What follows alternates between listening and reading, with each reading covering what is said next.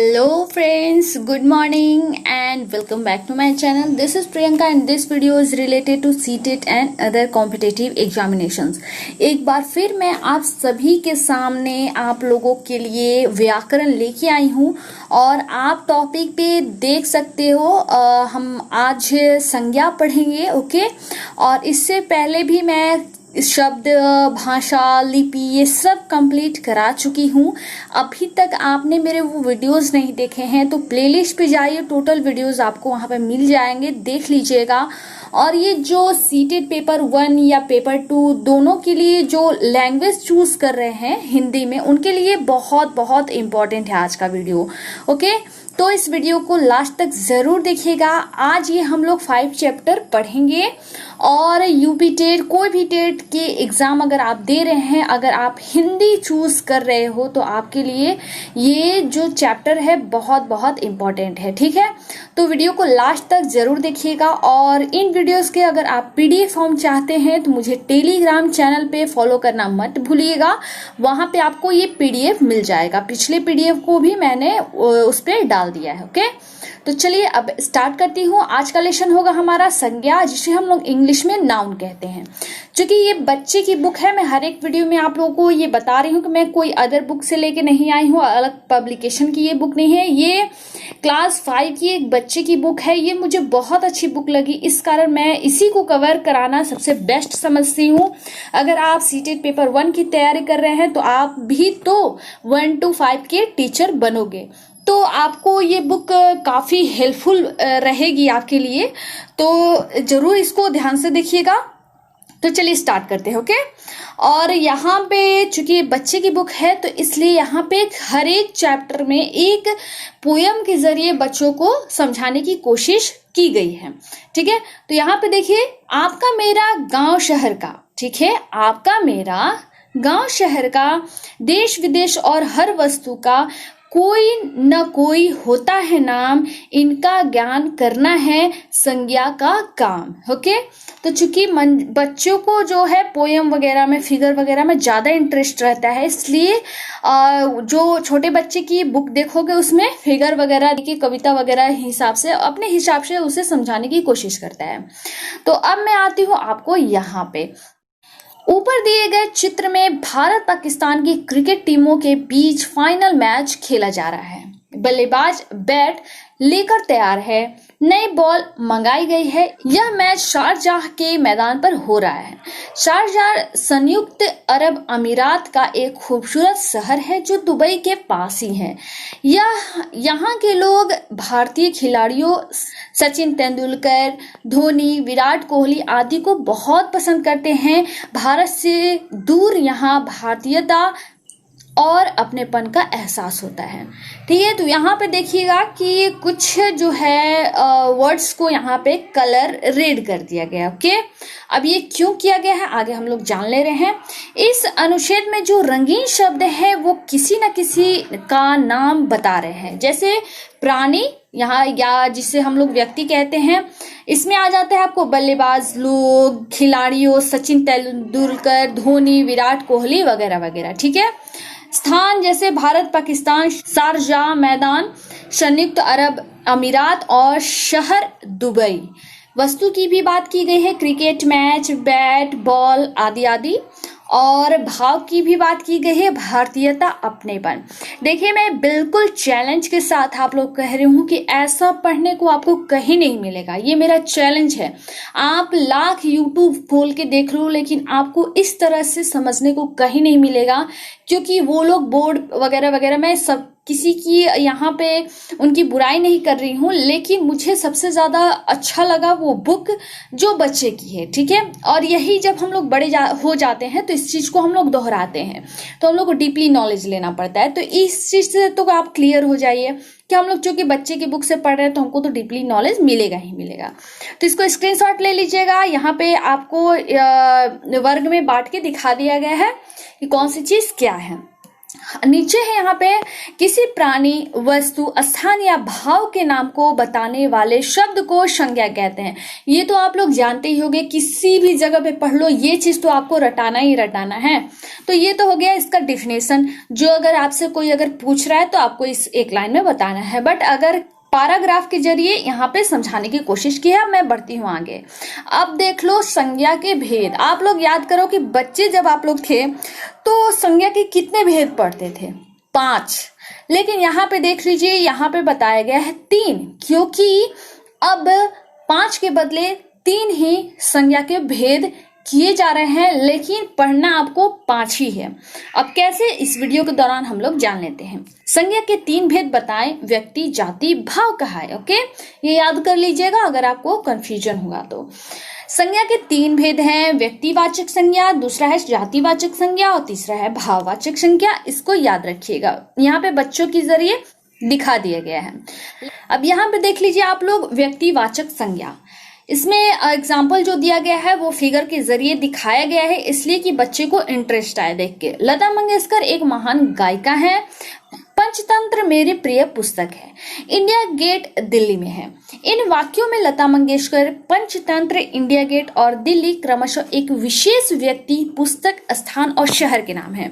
क्योंकि पंचतंत्र अब दूसरी बुक नहीं है, जब वो केवल पूरे ब्रह्मांड भी ले सकते हो, आपको देश भी कह सकते हो, पूरी दुनिया भी कह सकते हो।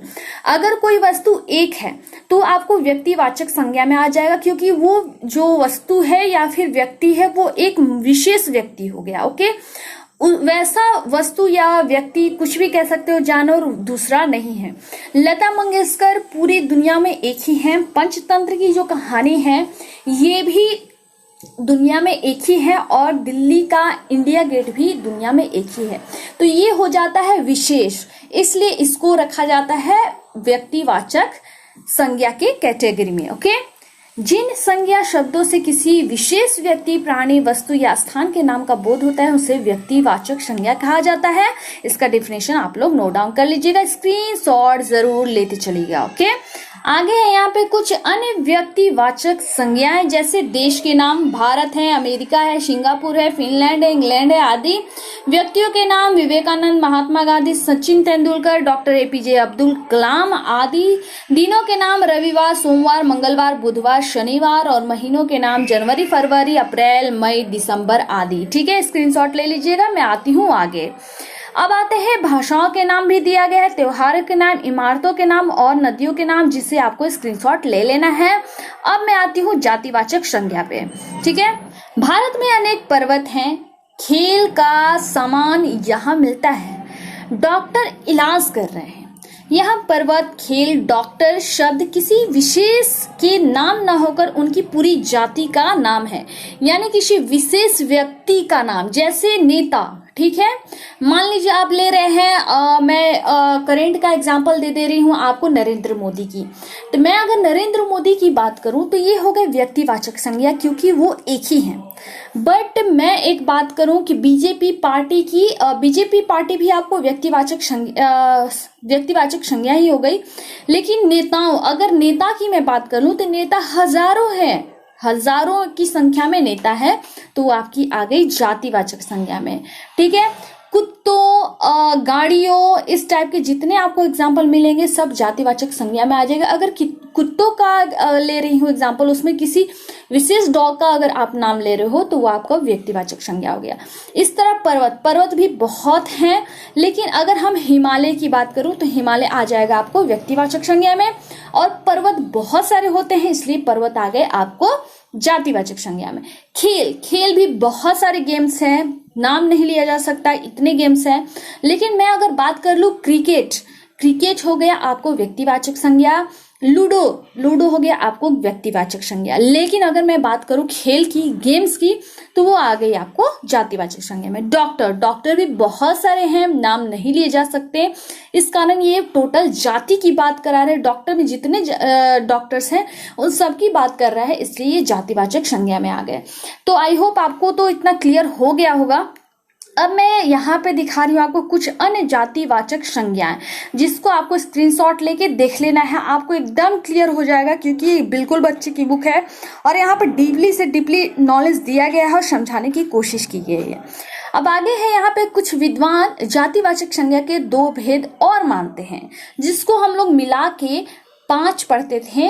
अब उनको बाकी 2 को जो है, अभी तो व्यक्तिवाचक, जातिवाचक और भाववाचक हम लोग पढ़ रहे हैं, लेकिन जो हमारा बचता था आपको द्रववाचक और समुदायवाचक, उनको क्या किया है कि जातिवाचक में ऐड कर दिया है। ठीक है, उनमें ही उनको सम्मिलित करके दिखा दिया गया है, तो उसको भी हम लोग कवर करेंगे। जातिवाचक में 2 होते हैं विद्वानों के अनुसार। इसमें क है द्रववाचक संज्ञा, जिसे मटेरियल नाउन कहते हैं। चांदी चमक रही है, डिब्बे में घी भरा है। इन वाक्यों में चांदी धातु और घी द्रव है। ठीक है, जिसे हम गिन नहीं सकते हैं, याद रखिएगा, जिनको हम गिन नहीं सके वो आपके द्रववाचक संज्ञा में आ जाते हैं, जिसे हम लोग मटेरियल नाउन कहते हैं। मटेरियल नाउन को हमेशा नापा या तौला जाता है, याद रखिएगा। यहाँ पे देख लीजिए, आ गया है डिफिनेशन। जो संज्ञा शब्द किसी धातु, द्रव या पदार्थ का बोध कराता हो उन्हें द्रववाचक संज्ञा कहते हैं। दूध, पानी, तेल, सोना, तांबा, पीतल, जस्ता आदि द्रववाचक संज्ञा के कुछ उदाहरण है। ठीक है, इतना ही याद रखना है आपको। क्या? तो जिसे हम लोग गिन न सके वो हो गए द्रववाचक संज्ञा। अब आते हैं समुदायवाचक संज्ञा, जिसे समूहवाचक संज्ञा भी हम लोग कहते हैं। आज जुलूस निकल रहा है, कक्षा में सभी शांत बैठे हैं। ठीक है, तो जुलूस में क्या होता है, बहुत सारे लोग सम्मिलित होते हैं, यानी वो एक मिलके समुदाय बनता है। कक्षा में सभी शांत बैठे, कक्षा एक बच्चों से नहीं मिलके बनती है, बल्कि काफी सारे बच्चों से मिलके बनती है, और साथ में एक टीचर भी रहता है। तो ये टोटल मिलके आपको एक समुदाय का निर्माण करता है। ठीक है, तो ये हो गए समुदायवाचक संज्ञा। इन वाक्यों में जुलूस तथा कक्षा शब्द हमें समुदाय का बोध करा रहे हैं।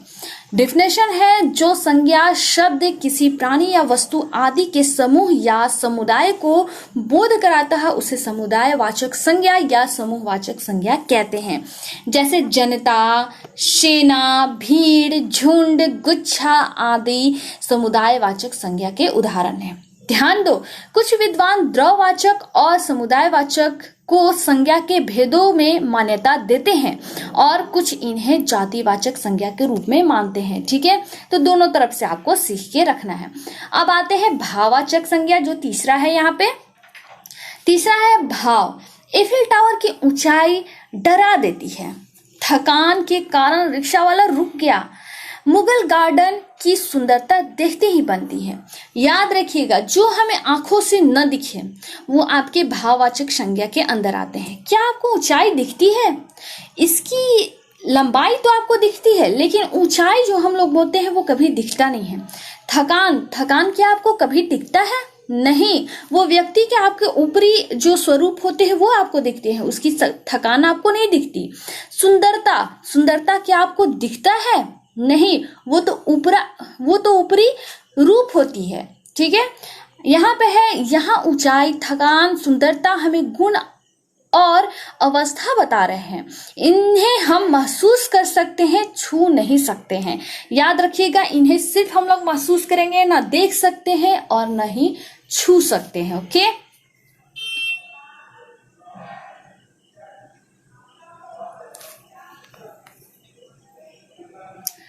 आगे डिफिनेशन यहाँ पे, जिन संज्ञा शब्दों से किसी व्यक्ति, प्राणी, वस्तु या स्थान के गुण, दोष, स्थिति और दशा आदि का बोध हो उन्हें भाववाचक संज्ञा कहते हैं। कुछ अन्य भाववाचक संज्ञा है, जैसे मनुष्य संबंधी खुशी आपको दिखती नहीं है, बस महसूस कर सकते हो, छू भी नहीं सकते हो उसे। मुस्कान, उदासी, अपनापन, मृतता, बचपन, दया, प्रेम आदि। क्रियावाचक जैसे चाल आपको कभी दिखता नहीं है, वो व्यक्ति जो चल रहा है वो आपको दिखता है। दौड़, हंसी, रुलाई, उड़ान आदि। विविध ले लेते हैं, जैसे गहराई, मिठास, खटास, गोलाई, लंबाई, ओके आदि। अब आते हैं यहाँ पे भाववाचक संज्ञा की रचना। भाववाचक संज्ञाएं 4 प्रकार से बन सकती है। जातिवाचक संज्ञा शब्दों से, विशेषण शब्दों से और सर्वनाम शब्दों से और क्रिया शब्दों से, जैसा कि यहाँ पे दिखाया गया है। याद रखिएगा ये भाववाचक संज्ञा है जो 4 प्रकार से बनाया गया है। अगला है यहाँ पे विशेषण शब्दों से। यहाँ पे भी आप इसको देख लो और स्क्रीनशॉट लेके पढ़ लेना, ठीक है। और ये आ गया आपको सर्वनाम शब्दों से, ठीक है। सर्वनाम शब्दों से यहाँ पे दिया गया है, स्क्रीनशॉट लेके इसको भी आप लोग पढ़ लीजिएगा। क्रिया शब्दों से यहाँ पे भी दिखाया है कैसे इसको चेंज किया जाता है। क्रिया से आपको भाववाचक संज्ञा में, फिर क्रिया से आपको भाववाचक संज्ञा में। जैसे चलना हो गया क्रिया आपको, और चाल ये हो गई भाव। चढ़ना आपको हो गया क्रिया, चढ़ाई आपको हो गई भाववाचक संज्ञा। खेलना आपके हो गए क्रिया, लेकिन हो गया खेल आपको भाववाचक संज्ञा, ठीक है। ये याद रखिएगा। जलना जिसमें ना लग जाए आपको टोटल वो क्रिया में आ जाएंगे।